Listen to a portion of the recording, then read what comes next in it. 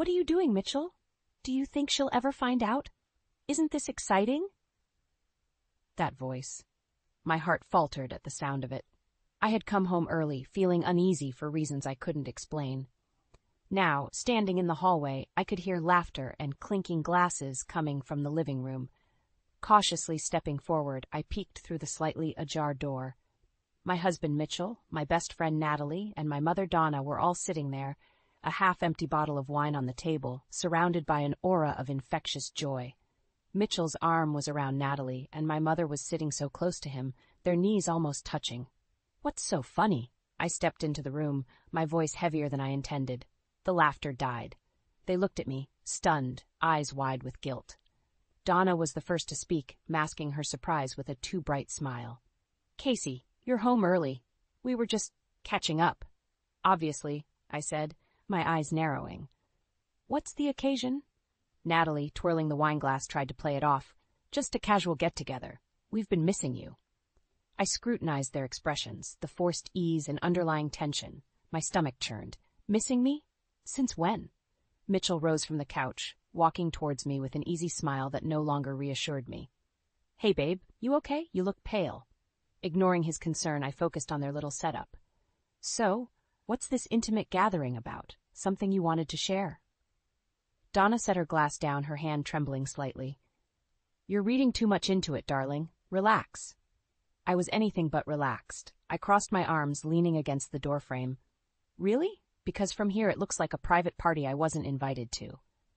A flicker of something, guilt, perhaps, flashed in Mitchell's eyes, but he quickly smothered it with a laugh. "Casey, come on, it's not like that. We just needed to unwind a bit." Natalie nodded, but her agreement felt hollow, like an echo in a vast, empty space. "Yeah, we just needed a break, you know? Everything's been stressful for everyone." I looked at my husband, my best friend, and my mother, feeling the walls closing in, the air heavy with deceit. "Of course," I said, though I didn't believe a word. I stood there, feeling shattered but determined not to expose my hurt. "Well, don't let me interrupt your good time." I turned and walked away, my steps determined, my fists clenched tight. In the quiet of the hallway, their laughter resumed. But it sounded different now, forced, like a brittle shell hiding the rot beneath. I'd witnessed enough to know something was terribly wrong. Beneath my calm exterior, the reality of their betrayal burned, each laugh and every whisper like a blade slicing through my skin. In that moment, I knew. This was just the beginning. I had to uncover the full extent of their deception. The laughter sounded different now.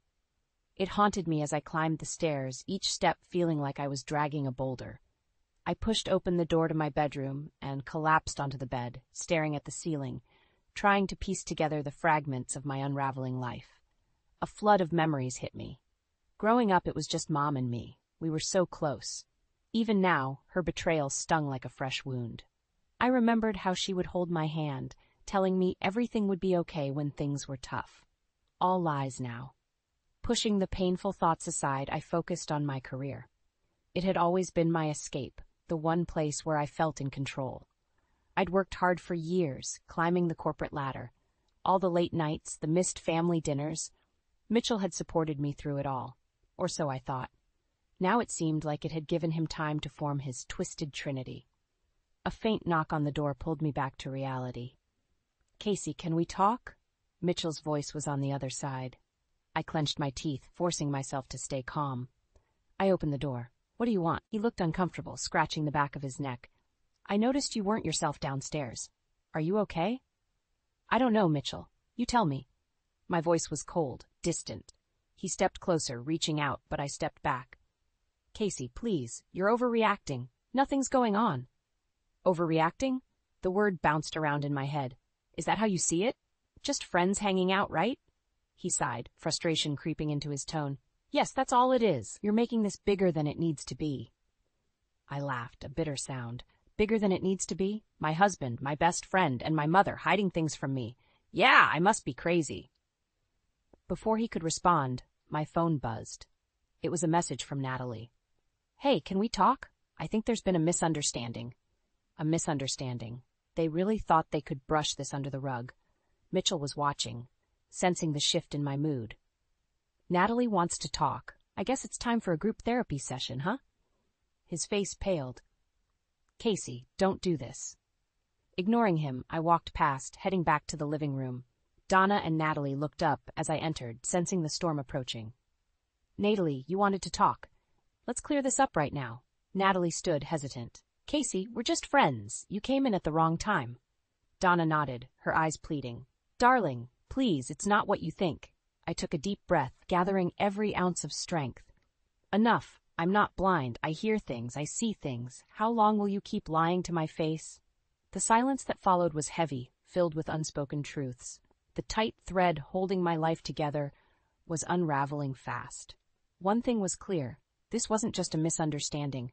This was the beginning of a battle, and I wasn't backing down. The air in the living room was stifling. I felt everyone's eyes on me, searching for a crack in my resolve, but I stood firm. Natalie, I said, my voice cold and steady, if it's all innocent, why don't you explain the odd messages, the secret meetings? Natalie shifted uncomfortably, her eyes darting toward Mitchell and Donna. Casey, it's not a big deal. We've just been close lately, that's all. Close? I spat the word back at her. How close exactly? Her silence was damning. Mitchell stepped in, his tone a mix of annoyance and desperation. You're being paranoid. There's nothing going on. We're friends, that's it. I shook my head, anger bubbling over. Friends don't hide things. Friends don't act like this behind someone's back. Donna tried to soften the blow, reaching out to me. Honey, you're working so hard. We just wanted to make sure you had support, people to lean on. My mother's attempt at justification pushed me over the edge. Support?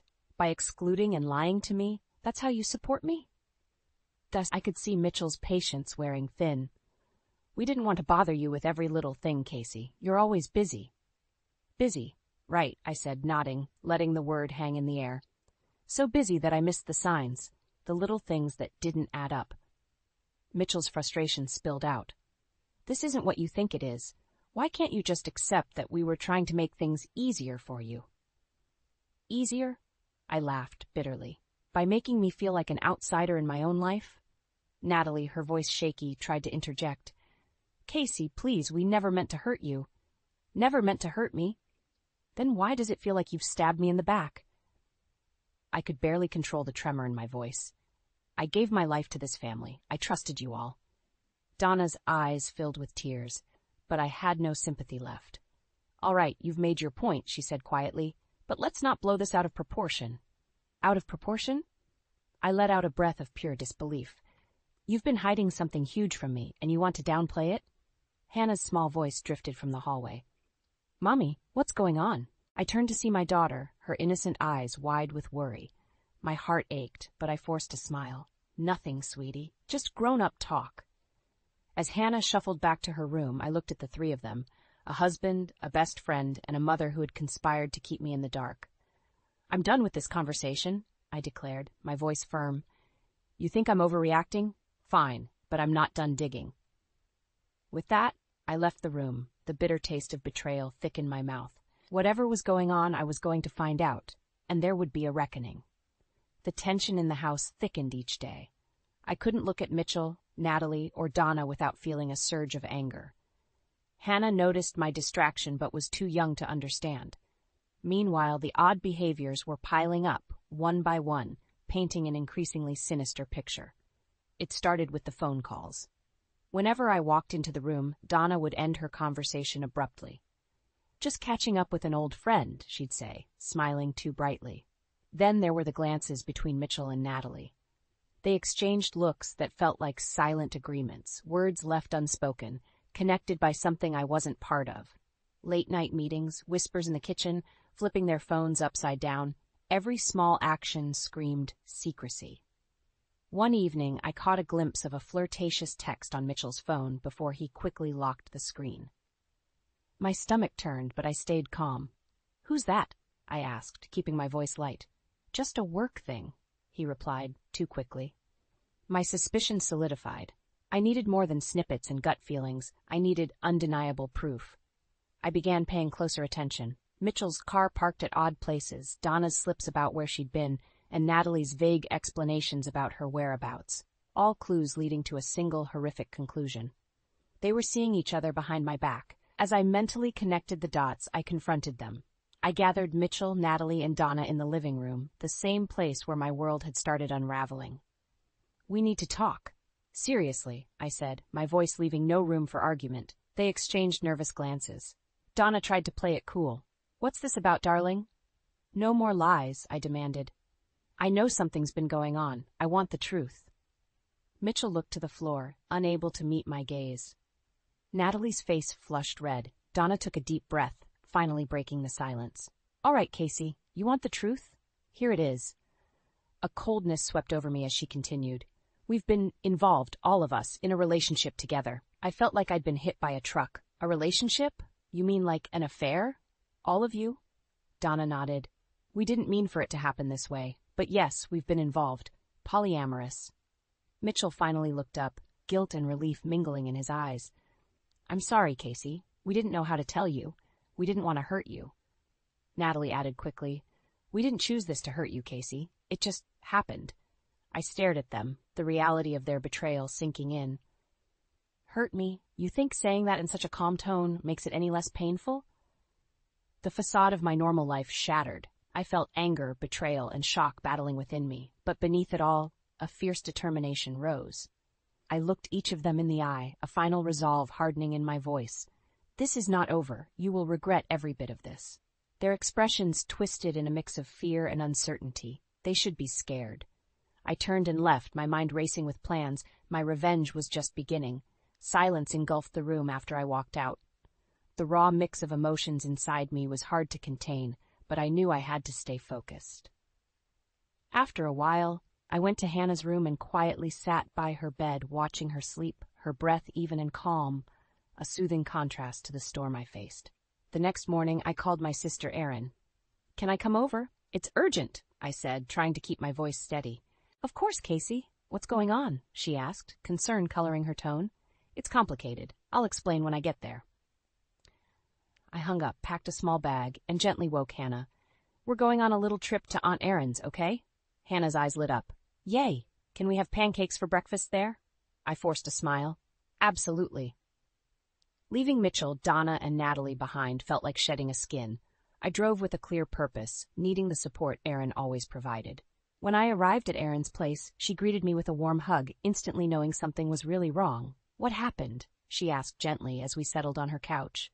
"They've been involved. Mitchell, Natalie, and Mom. Behind my back," I managed to say, feeling the sting as fresh as when I discovered the truth. Erin's eyes widened in shock. "What? How could they? I can't believe this." Anger flashed across her face. "You don't deserve this, Casey. I need your help." "I have to protect Hannah and figure out my next steps," I said, my voice steadying with resolve. Erin nodded immediately. "You know I'm with you. Whatever you need." Our first move was to meet with a lawyer. I planned to pursue legal separation from Mitchell and ensure Hannah's custody arrangements protected her from the toxicity. Erin stayed with Hannah to keep things normal for her while I focused on dismantling the life that had become a lie. Later, when I went to pick up Hannah, I faced Mitchell. His eyes were filled with a mix of regret and helplessness. "Casey, can we talk, please?" I looked at him, my voice icy. "There's nothing left to talk about, Mitchell. I've contacted a lawyer. This is over." He looked down, defeated. "I never wanted to hurt you." "Well, you did, and now there are consequences," I replied, turning away to leave. Back at Erin's, my father Robert stopped by. Erin must have told him something, judging by the stern look on his face. "Casey, what's going on?" he asked. The kitchen felt smaller with their expressions bearing down on me. "Mitchell, Natalie, and Mom, they've been in some twisted relationship behind my back." "Donna, too?" Robert asked, his voice a mix of shock and disappointment. I knew she could be selfish, but she did it. "And now I'm going to make sure they realize just how big a mistake it was," I said firmly. Robert reached out, placing a supportive hand on my shoulder. "You will get through this, Casey. We will help you." Looking at Robert and Erin's determined faces, I felt a surge of strength. I wasn't alone in this. With every step, I grew more resolved to cut these toxic ties and protect Hannah from the fallout. Mitchell, Natalie, and Donna thought I was just hurt. They had no idea what was coming their way. Erin's house became our sanctuary. Hannah adjusted to the change with the resilience only a child could muster, soothed by the presence of her doting aunt and stern but loving grandfather. Meanwhile, I threw myself into the legal proceedings. My lawyer, Denise, was a tough woman who didn't mince words. "We need to file for custody and get a restraining order if necessary," Denise said during our first meeting. "Protecting Hannah should be our #1 priority." I nodded. "I can't let her be around them. Not after what they've done. Yes, every detail matters. Keep it professional, but don't hold back anything relevant." Mitchell's response to the legal notice didn't take long. He was furious, calling and texting relentlessly. When we finally met in mediation, his eyes bore holes into mine.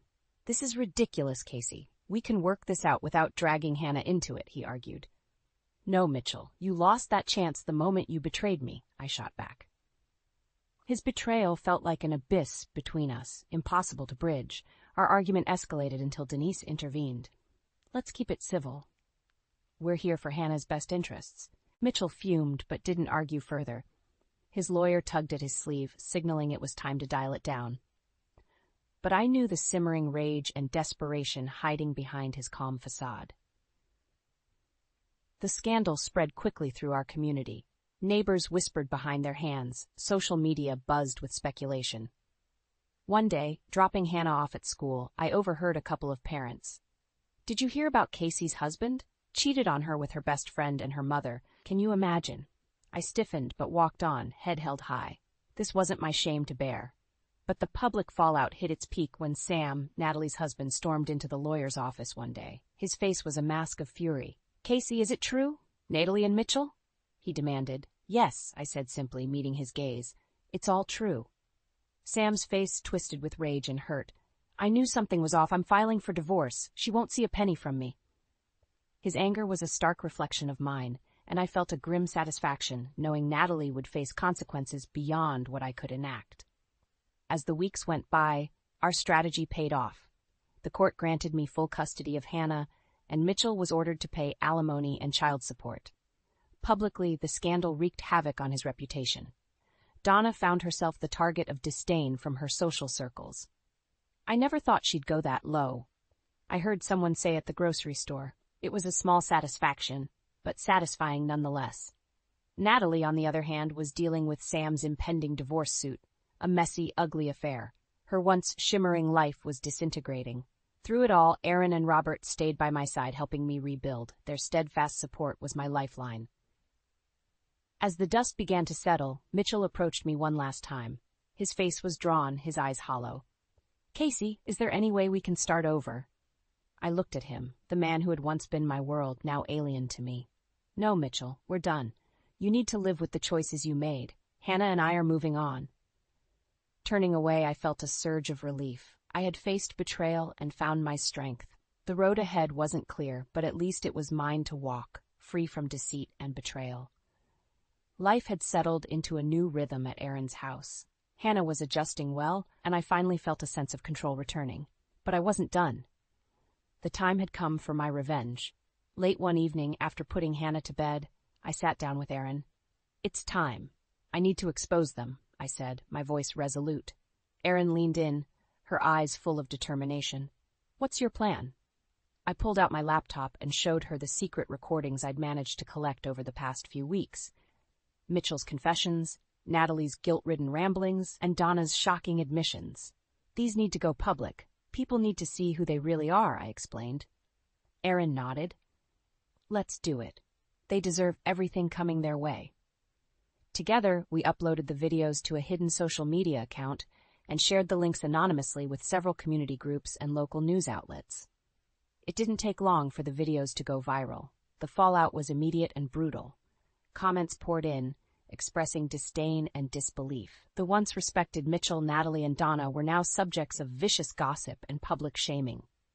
I received a text from Mitchell late that night. "Casey, you need to stop this. It's ruining us." I ignored it. There was no room for mercy. A few days later, I ran into Donna at the grocery store. She looked haggard, a shell of the woman she once was. "Casey, I can't go anywhere without people staring at me. How could you do this?" I met her eyes without flinching. "You did this to yourself, Mom. Actions have consequences." Natalie's life was unraveling too. Sam's divorce suit was the talk of the town. I heard through mutual friends that she'd been forced to leave her job.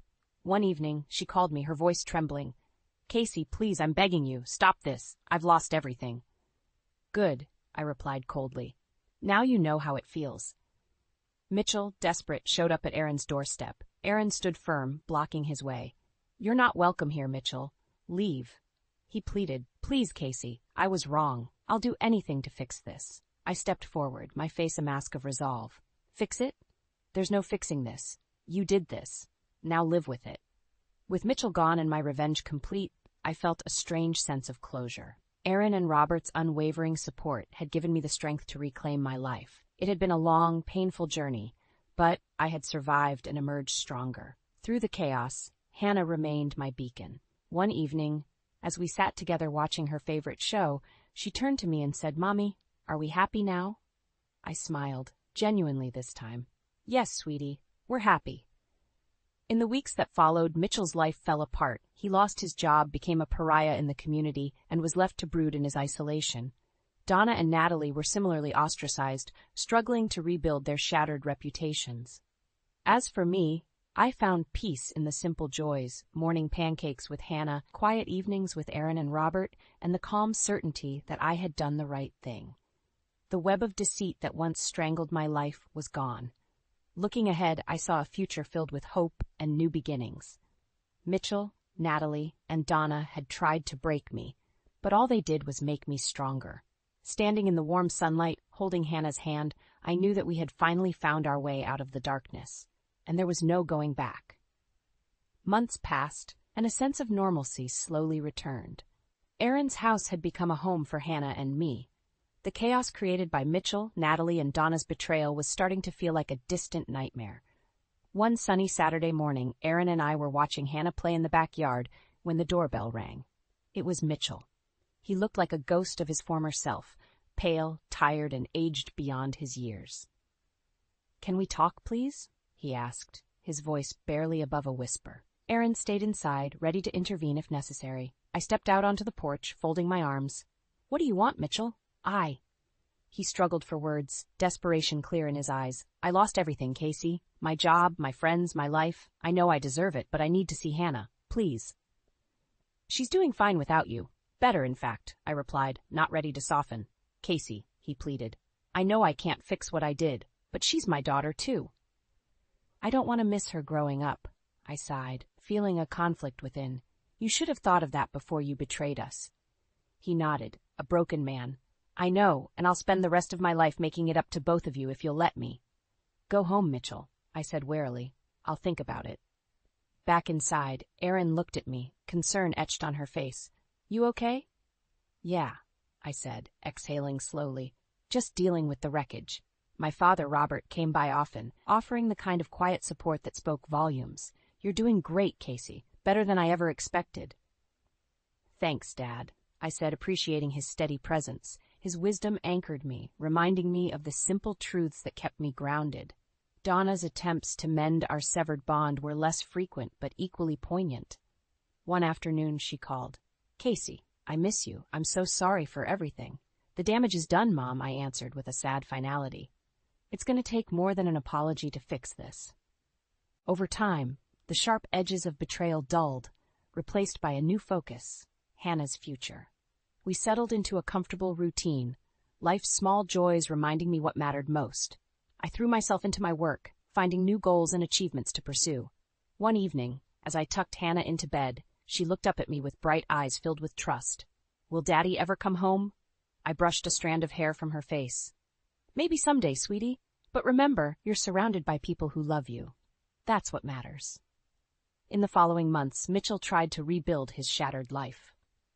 The floor of rock bottom taught him humility he'd never known. Natalie and Donna, too, faced their own lonely paths, ostracized by friends and community.